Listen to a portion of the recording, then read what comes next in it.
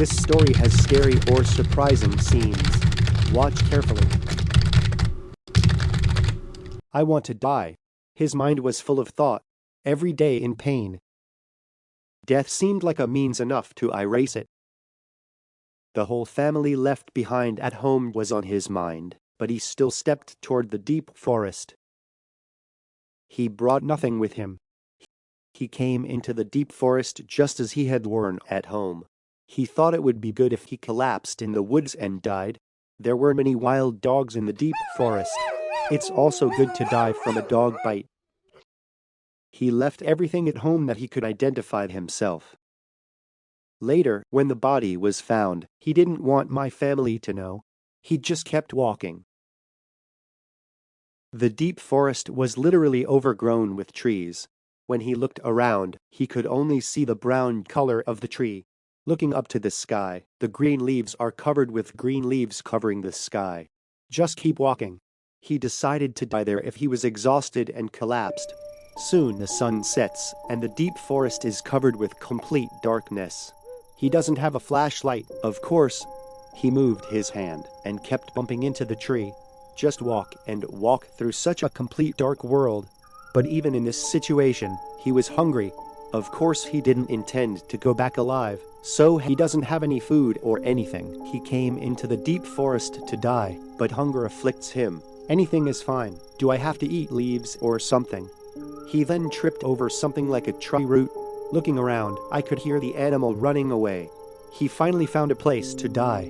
He wanted to die fast, either starving or being eaten by the animal earlier.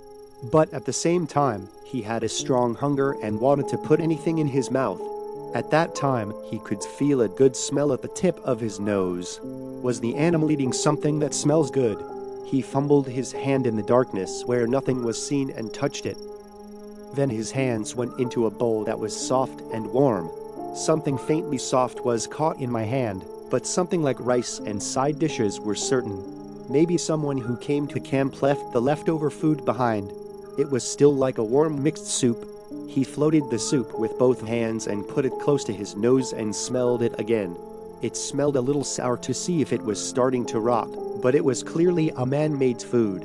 He ate the soup with both hands in a hurry. The taste of rice in the soup was thrillingly delicious. A sure treat taste of chicken. The taste of vegetables, whether it's because it tastes like a family dish he misses, or whether he's in such a pathetic situation now, he keeps shedding tears. Delicious. Delicious. Talking to himself, he ate mixed soup. He was half full. Unable to overcome the sudden drowsiness, he collapsed on the spot. Oh, I'm full and I wish I could die like this. After making his last wish, he fell asleep. The next morning, he woke up with a headache. Next to him is a man with a sleeping pill bottle in his hand. He screamed. The body of the fallen man was torn as if it had been bitten by a wild dog. Inside the rattling skin, there was a torn stomach pocket, and inside it was filled with the jumble soup, which the man had last eaten yesterday. Aokigahara Forest, Japan. A huge 3,000-hectare forest northwest of Mount Fuji. It is famous for tourist attractions, but many people commit suicide here. In fact, this is where more than 70 bodies are found each year. In 2003, as many as 105 people committed suicide. The size of the forest is so big that it's hard to get out once you go in. Inside are wild dogs that ate meat from people who committed suicide.